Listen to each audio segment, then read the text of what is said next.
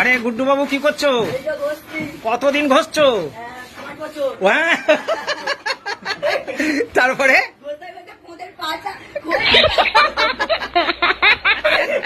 আচ্ছা গুড্ডু বাবু, তোমার সেই ভালোবাসার খবরটা কি? তারপরে তারপরে কি করে জানলে? আমি তাদের ঘরে গেলুম, হ্যাঁ একটা হ্যাঁ গানের মতন একটা ছেলে আচ্ছা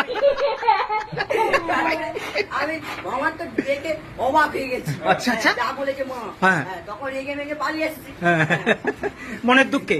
মনে দুঃখে। তার দেখাশোনা করছো নাকি? দেখাশোনা করছি, হ্যাঁ। তাকে দেখতে হবে একজনের মা কি না।